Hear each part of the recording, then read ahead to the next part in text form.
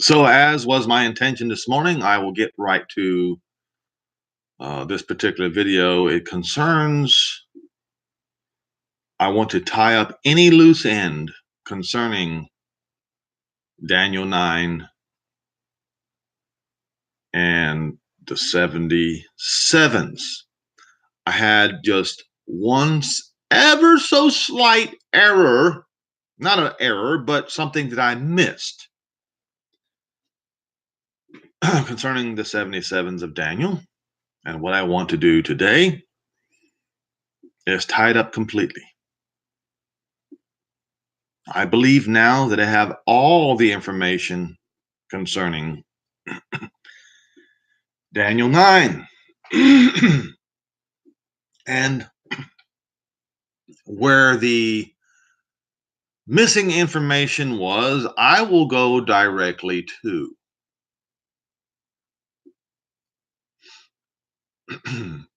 And that is in verse 27. Well, actually, verse 26 and 27.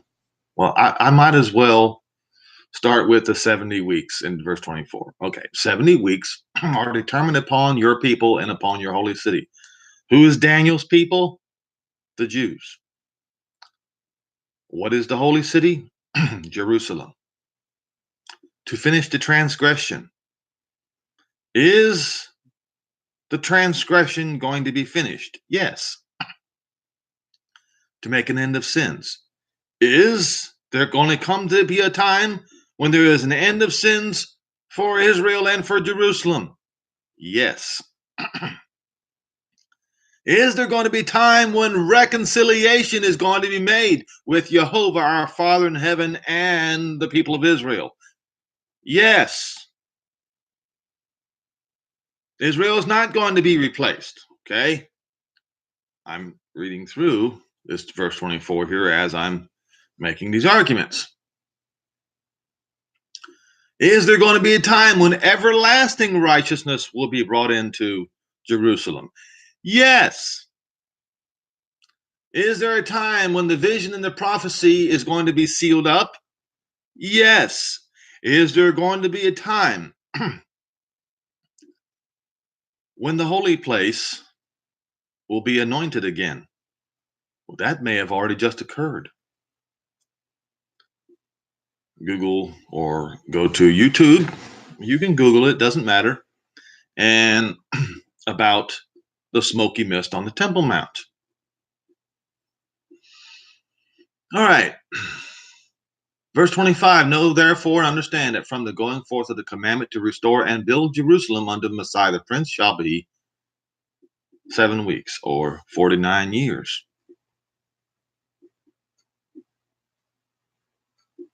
Unto Messiah Prince is unto the Messianic era. That's at the time, that's at the very, very, very end. Because we're not talking about Messiah the suffering servant, we're talking about Messiah the Prince.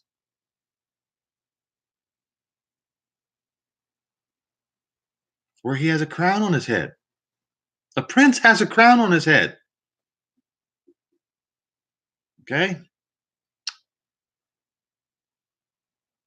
And also 62 weeks, not plus 62 weeks. No, and 62 weeks. During the 62 week time, the street shall be built again, and the wall even in troublous times. And after 62 weeks shall Messiah be cut off. So the first portion is actually the 62 weeks. The 62. What's 62 times 7? 434, right? Get your calculator out. All right. So in 434 BCE, Nehemiah the prophet came back to Artaxerxes, the king of Persia, reported back to him saying that the street and the wall in Jerusalem was finished being built. That's where the countdown for the 62 sevens began until Messiah was cut off, right to the exact year. Okay? Gone. Over. When was the call to rebuild Jerusalem? Well, General Shlomo Goren of the IDF made that call back in Shavuot 1967.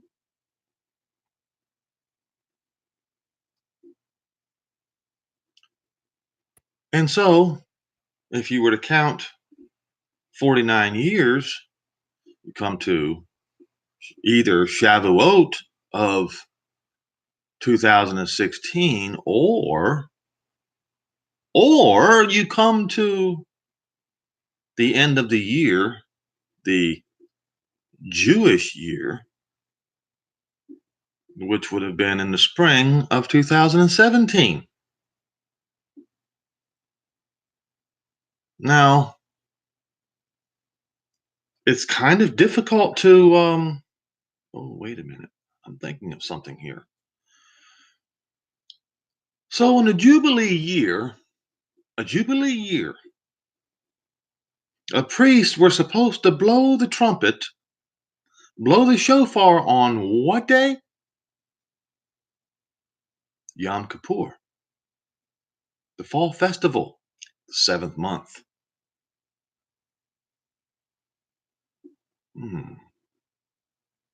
Interesting. So, would it have been the Jubilee would end, I suppose.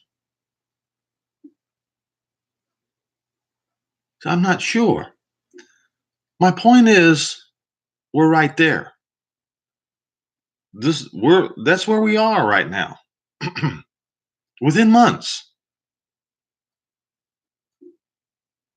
The point is, according to what's written in Daniel 9, the Messianic era is about to commence. Okay. But what I wanted to go over was the 1 week that the false preachers, and there are many of them, claim is the last week. When they claim it's the last week, they are telling you they are deluded. They are telling you that a huge portion of Jewish history does not exist. That's what they're doing. They're telling you a huge portion of Israeli history does not exist. Why? Because of a man by the name of Cyril of Jerusalem claiming that the 3.5, in order to divert attention away from what Titus the Roman general did, thereby absolving Rome of responsibility, he claimed that 3.5 year so-called tribulation would happen at the very last. He pushed it to the end. And the vast majority of Christians, I mean, probably 90 some percent, believe this false Cyril of Jerusalem, who tried to absolve Rome of all their crimes against Jerusalem. Now, the people who believe the truth about the 7 years, they are called, I don't know what preterist means. I'm just a country boy that lives in the backwoods of rural North Carolina. I don't, these big words, I don't know what they mean, and I don't really care. But apparently we are called preterists, whatever that's supposed to mean. You know, that's the interesting thing about the unbelievers. I guess if they're going to call me a preterist, I'm going to call them an unbeliever. How about that? Whenever there is a group of people or there are people they don't like, they call them a name, like Anabaptist, preterist. You get the gist. So, what I'm going to do is I'm going to go to a website, and this website is going to confirm what I have been saying all along and add even more information. History. You see, folks, remember what I said, what delusion is. While the facts are right there in front of people's faces, that is indisputable, and they refuse to believe it, and they believe something else, that is the definition of delusion. Okay? So we have a lot of delusion going on in the world today. All right. So after 62 weeks shall Messiah be cut off, but not for himself. And the people of the prince that shall come shall destroy the city and the sanctuary. I have given dates when these things occurred. And the end hereof shall be with a flood, and unto the end of the war desolations are determined. And he, that's Titus the Roman general, shall confirm the covenant with many, that's his legions, for 1 week. They were supposed to besiege the city for 7 years. How often have I been telling you this? 7 years. But he lost control of his men. And instead of taking the temple piece by piece to Rome, the Roman pantheon, as a trophy, he was the son of Vespasian, the Caesar, and he wanted to be Caesar too.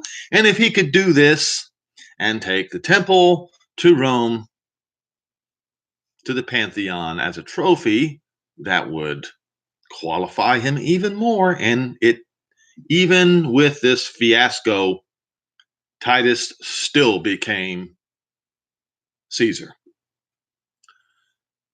And in the midst of the week, he shall cause the sacrifice and oblation to cease, and for the overspreading of abominations, he shall make it desolate, even until it is consumed. And that which is determined shall be poured out upon the desolator. Okay. I'm going to give you dates once again. The war began in the spring of 67 AD. On July 14th, 70 AD, on the Roman calendar, the daily sacrifices were caused to cease. August 10, 70 AD, which was the 9th of Av on the Hebrew calendar, the temple was burning. Now, my slight error, but it is an error nevertheless. See, if I'm in error, I'm going to publicly admit it, and I'm going to publicly change it. So anyone who is watching this video right now is a witness that I have publicly changed my opinion or my words concerning the end of the war. The end of the war was not September the 8th, 70 AD. Nope. It was 7 years after the spring of 67 AD. In 74 AD. That was when the war ended. How did the war end? 7 years, folks. I have told you, I have said over and over again that the 7 years is over. It's done.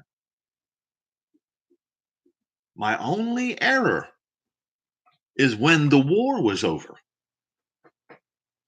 That's it. That was my only error. Now, let's go to the website I speak of.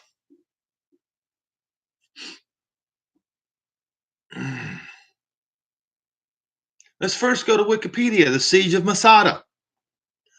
The Siege of Masada was one of the final events in the Jewish-Roman War. Oh, yes. occurred from 73 to 74 CE. And I apologize to the Jews for using the term AD. Not that, but the death of Messiah did still happen. Okay, but you Jews are going to be forgiven of all your sins as a people. Just to make sure this is clarified. CE, from 73 to 74 CE, on and around a large hilltop in current day Israel. This siege was chronicled by Flavius Josephus, a Jewish rebel leader captured by the Romans, in whose service he became a historian. According to Josephus, the long siege by the troops of the Roman Empire led to the mass suicide of the Sicarii rebels and resident Jewish families of the Masada fortress. Although this is not supported by the archaeologist's investigation, the siege has become controversial, with some Jews regarding Masada as a place of reverence, commemorating ancestors who fell heroically against oppression, and others regarded as a testament to extremism and a refusal to compromise. Now,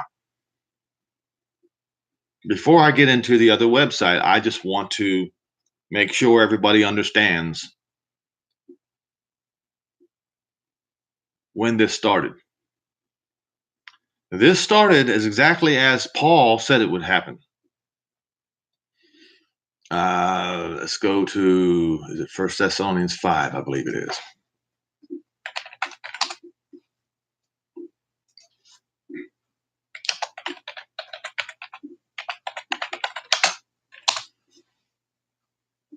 All right. Is it that one? No, it's not that one. It would be the other, 2 Thessalonians 2, I think. Is that right?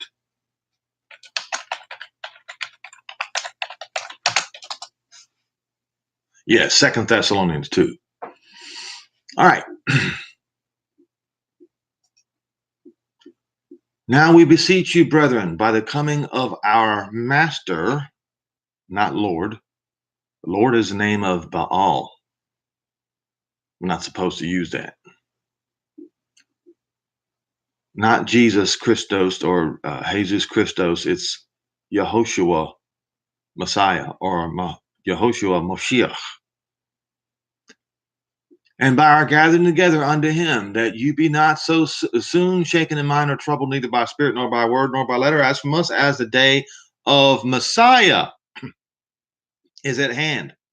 When is the day of Messiah at hand? After the 7 sevens are finished, as I just spoke about in Daniel 9. They have just finished. Let no man deceive you by any means, for that day shall not come, except there come a rebellion, not falling away. Let's go look this up, folks.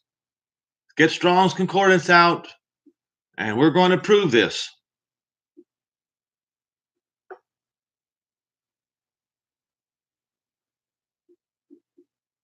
Falling away, apostasia, defection, revolt. Revolt is armed resistance. Who caused that armed resistance against Rome? Who caused it? It was Caligula.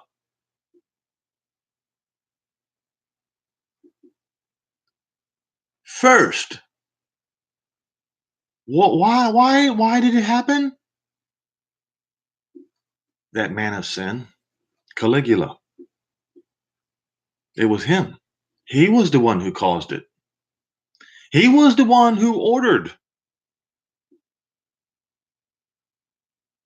the statue of Jupiter, aka Zeus, as himself, as Gaius Caligula, into every synagogue in his realm, including at the temple. He ordered it.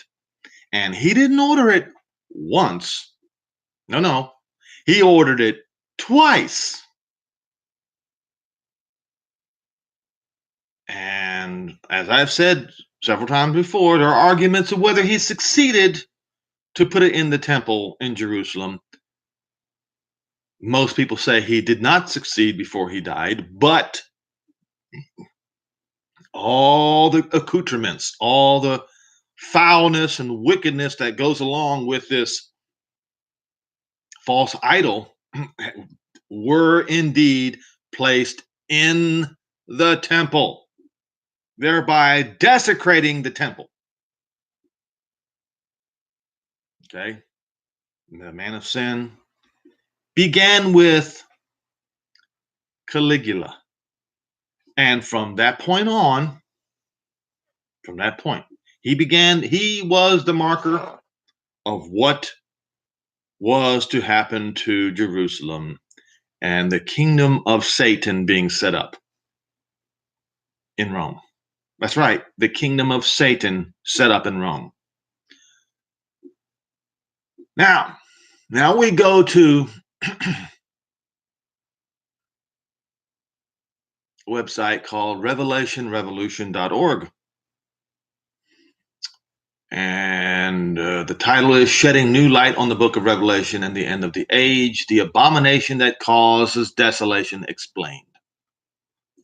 And as I have mentioned many times before, the first abomination of desolation, all the Jews know, and all the Jews who are theologians agree that Antiochus IV was the first abomination of desolation. Why? Because of what he did. I'll read it. The Greek army, 2nd century BCE, and Roman armies, 1st century CE, or AD for you Romans, with their idols of Zeus, literally fulfill all the Bible prophecies concerning the abomination that causes desolation. That's accurate. The literal fulfillment of the abomination of desolation, abomination that causes desolation, summary and highlights. The abomination that causes desolation can be defined by comparing Matthew 25, verse 15 and 16 with Luke 21, verses 20 through 21. The abomination that causes desolation is the Greek army of the 2nd century BCE and the Roman army after the 1st century CE, with their foreign idols of Zeus of the Greeks and Jupiter of the Romans. It's the same false god. That false god is Satan. And any other false god who has the name of Zeus on the end of it is in honor of Satan, which is the reason why the whole Christian world today honors Jesus. I will continue.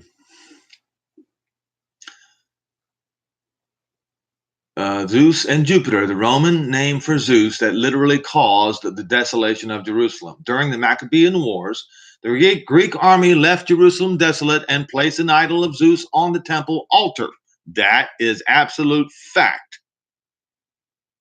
And so, the Greek army under Antiochus IV became the first abomination of desolation. You see, abomination is the idol, and the desolation is what that idol causes. So Zeus was the cause of the desolation of the destruction of the destruction that Antiochus IV left in his wake.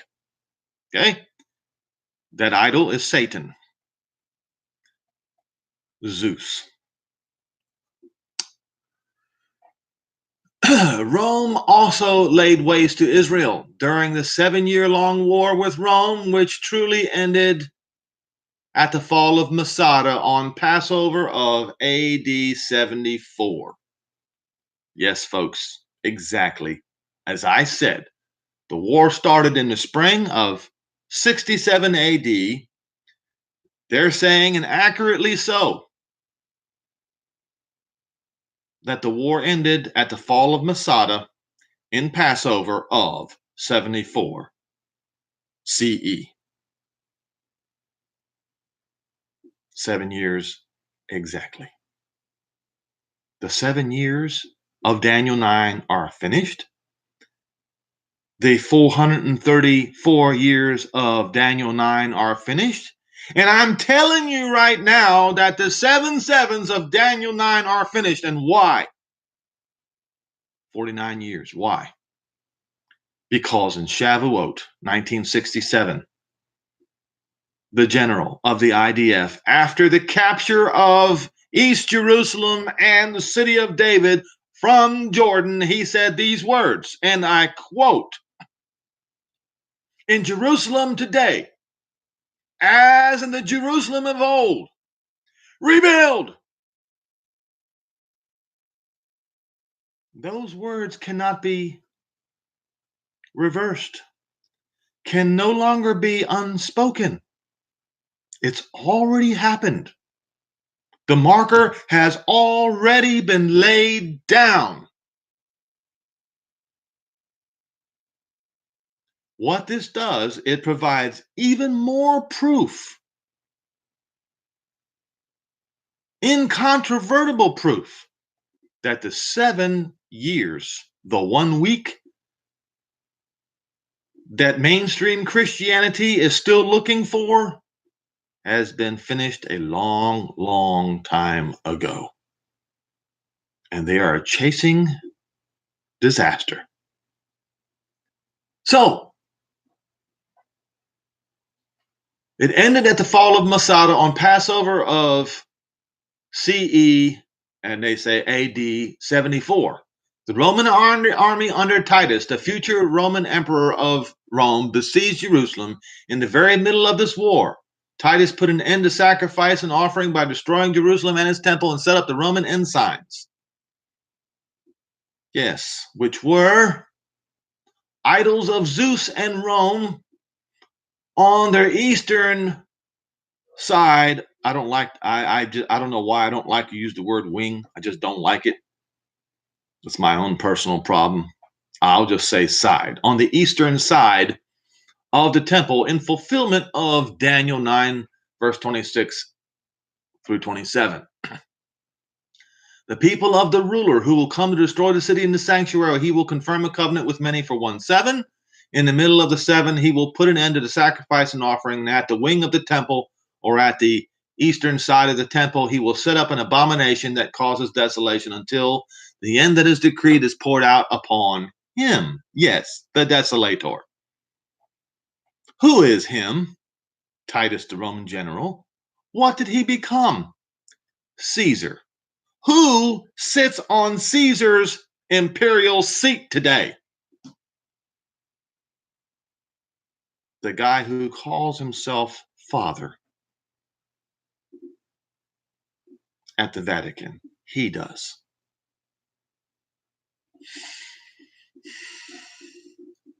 Okay, now I have the rest of this, I have yet to verify, okay, because there's something in here that confuses me. But I'll go ahead and read it. You do your study, I'll do mine. They say 1,290 days from the termination of the regular sacrifice to Caesar in AD 66. Wait a minute.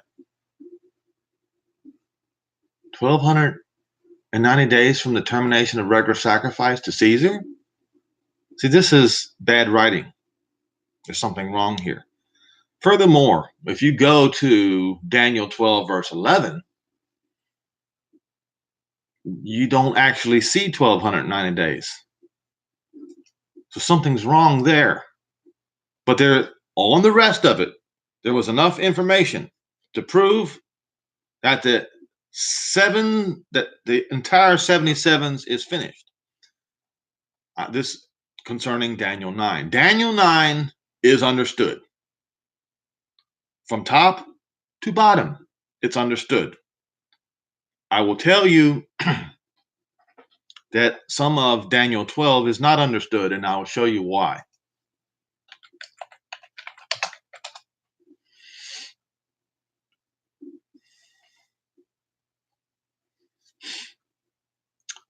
Verse 11, where it says, from the time that the daily sacrifice is taken away, and the abomination that makes desolate is set up, there shall be 1,190 days. It doesn't say 1,290 days. Now, that doesn't mean it isn't 1,290 days. It just doesn't say it. But what I've noticed, what is very interesting, he says here in verse 12, blessed is he that waits and comes to the 1,335 days. Where it says 300, it actually says 300. So there's one portion in this whole chapter here that we do not know.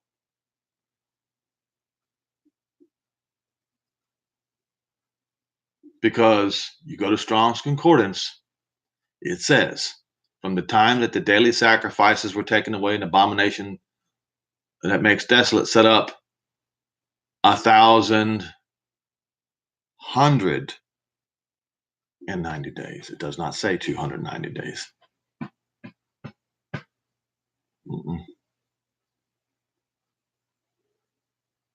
Now, the blessed is he that waits and comes to the 1,335 days. What does that mean? Now we can go back to the article, and it does appear that this is correct. 1,335 days from this event is the 16th of Nisan, 74 AD or CE. The first day of peace after the fall of Masada, the 15th of Nisan. At the end of the war, how blessed is he that keeps waiting and attains to the 1,335 days. Another word in Daniel 12, verse 12. In other words, those who manage to survive until the 1,335 days.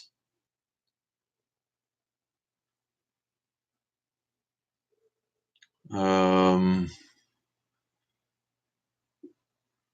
1,335 days from the time that they infiltrated the temple and set up the altar, the idol of Jupiter. If those who managed to survive until then were spared. So we understand now all of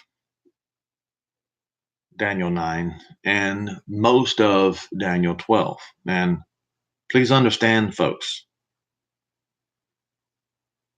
the upper part of Daniel 12 needs to be read. Verse 1. And at that time, at what time? He explains. Shall Michael stand up, the great prince which stands up for the children of your people? Who is the children of Daniel's people?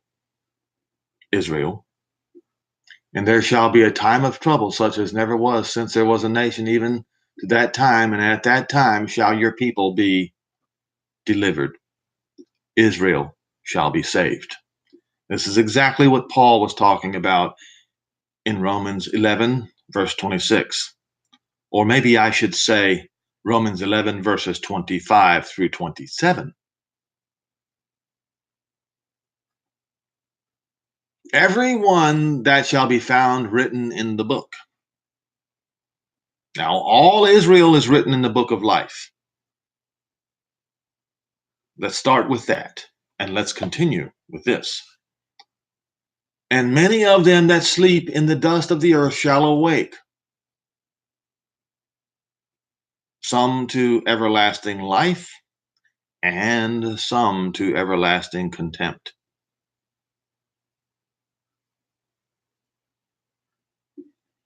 And they that shall be wise, they that be wise shall shine as the brightness of the firmament. And those who turn many to righteousness, they will shine like the stars forever and ever. But you, O Daniel, shut up the words and seal the book. Even to the time of the end, many shall run to and fro, and knowledge shall be increased.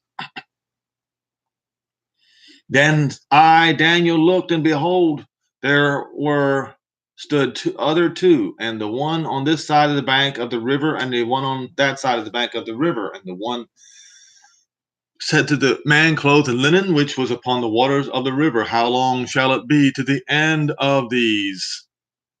Pele, wonders, Pele. It's astonishment.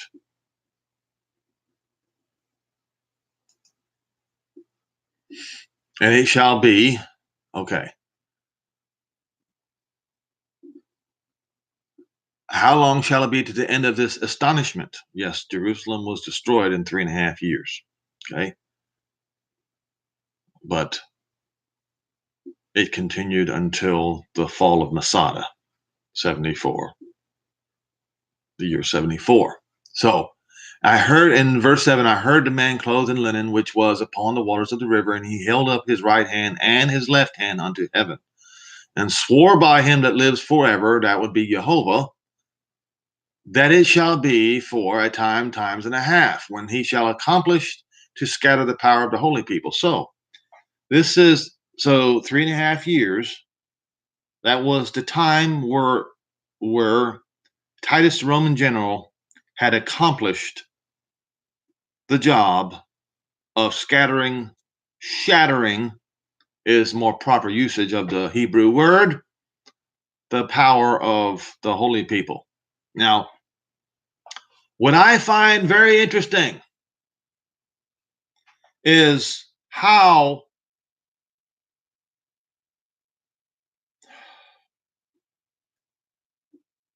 it is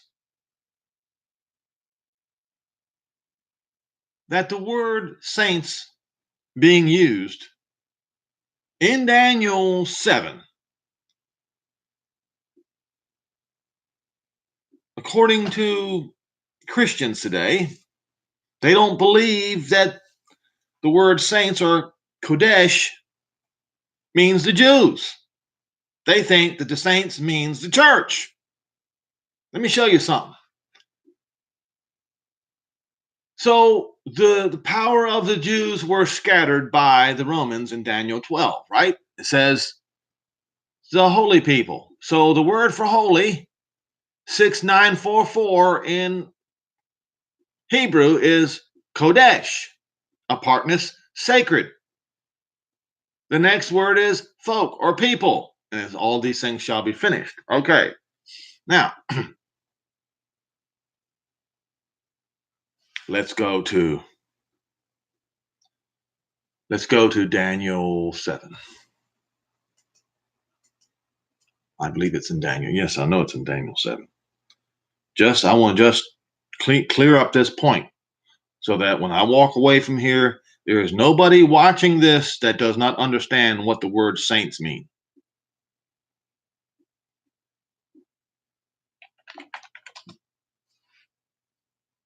So we're going to go ahead and do a search, Bible search for saints. And let's see.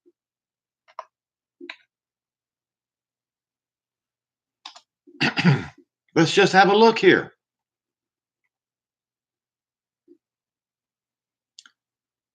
What I'm going to do first is go to Daniel 22, 7 verse 22. And it says, until the Ancient of Days and the judgment was given to the saints of the Most High, and the time came when the saints possessed the kingdom. Okay? Right. And then we'll go to Strong's Concordance. Right? So Strong's Concordance, that word saints is Kadesh, which comes from Kadosh or Kodesh. Kodesh is the same word, is it not? Do we not agree? What does it mean? Holy. Okay? It is 6922 in the Hebrew in Strong's Exhaustive Concordance. All right? Let's once again go back to Daniel 12.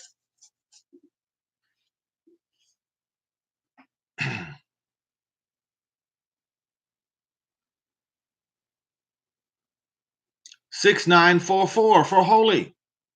6944 in Daniel 12. And 6922 in Daniel 7, but they both mean holy.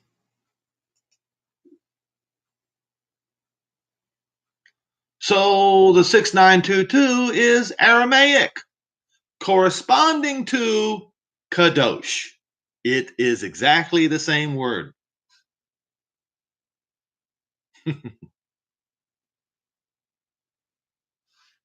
So if you go where it says Aramaic corresponding to kadosh and you click kadosh, what do you see? 6918. Sacred, holy, consecrated. Okay, it is the same meaning, folks. So now that we know it's the same word, let us go back to nearly all of the words or times that the word saints has been used.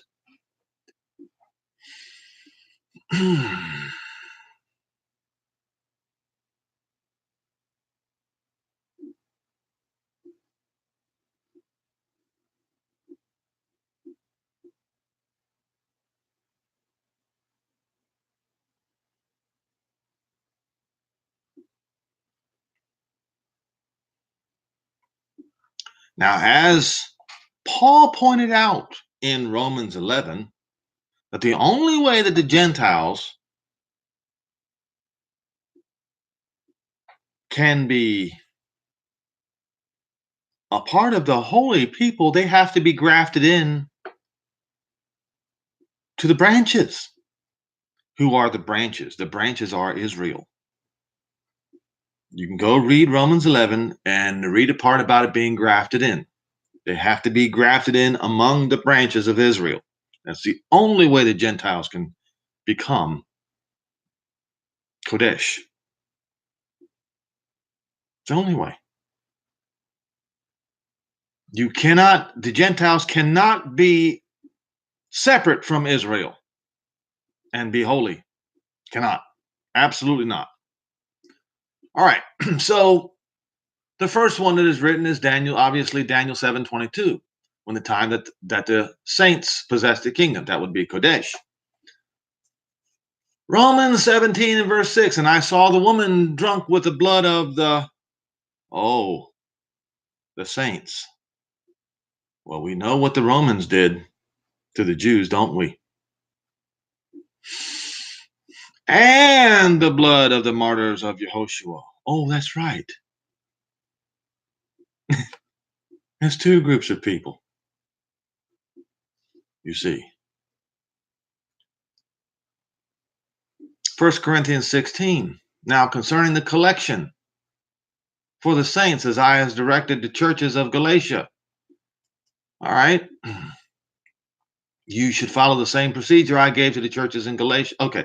So regarding your question about money being collected for the saints in Jerusalem. Oh, it's talking about the Jews again. Why? Because there was a catastrophe in Jerusalem. There was starvation in Jerusalem.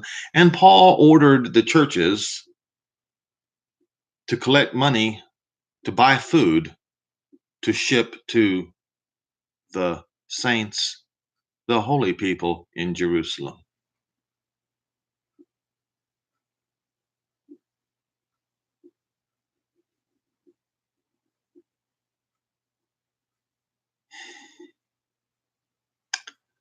All right.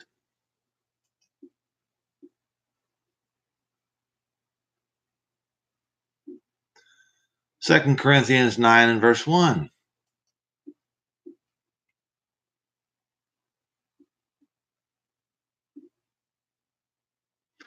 For as touching the ministering to the saints, it is superfluous for me to write to you. That's King James Version. Now let's read the Good News Translation.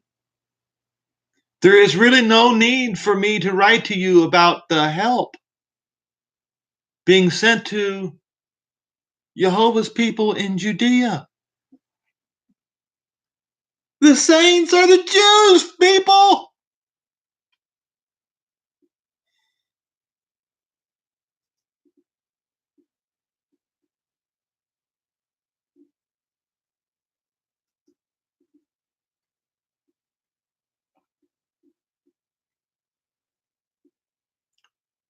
Paul's letter to Philemon, Philemon 1 and verse 5. King James Version, hearing of your love and faith which you have toward Yehoshua Messiah and toward all the saints.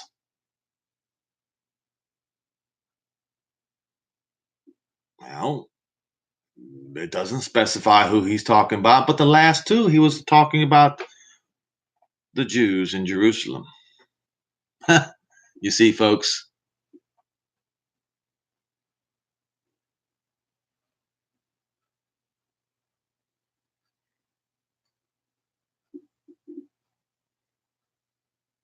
2 Thessalonians 3:13.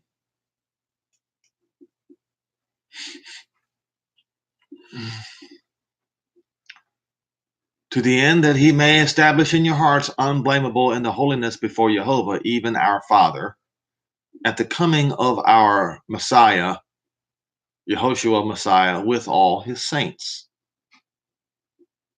We just established that the saints are the Jews and all Israel. And so the coming of Messiah is also the gathering of all Israel, the elect from the four winds. I think I've covered enough on this particular matter. I think I've made my point concerning the saints. So I think I'm going to close at this time. I hope everyone now understands that the 77s of Daniel 9 are, in fact, finished, and that the Messianic era is set to begin, Messiah the Prince. And as I said in previous video, when you start hearing things about martial law taking place, believe me, when there is international upheaval taking place, there will be martial law in the United States. It's going to happen. Do not be surprised. And don't be frightened. Remember, I want to close with this one scripture. Those of you who are Jews, especially.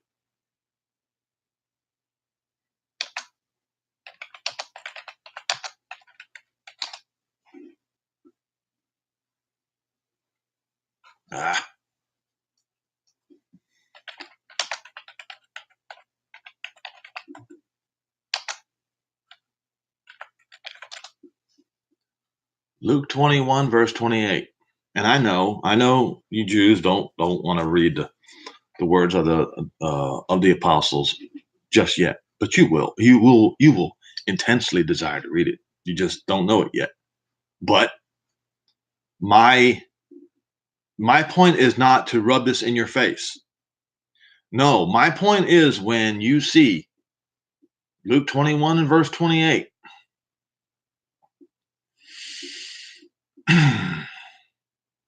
and when these things begin to come to pass, then look up. Why? Because you're going to see something. You're going to see something. You're going to see the face of the Holy One of Israel, Jehovah. Exactly as it's written in Zechariah 9. You're going to see it. Look up and lift up your heads, because your redemption draws nigh, and then you will see your Messiah with your own two eyes. So, when what things begin to happen? I'll tell you what they are. Verse 25. And there shall be signs in the sun, and in the moon, and in the stars, and upon the earth. Extreme distress on the Gentiles. Yes, there's going to be martial law. You can bet your bottom dollar there's going to be martial law in every country around the world. So when you hear about this Operation Hot Musket, whether it's true or false makes no difference. There is going to be martial law. You can bet on it. Okay. Distress of the Gentiles. With perplexity, the sea and the waves roaring. That's yet to come.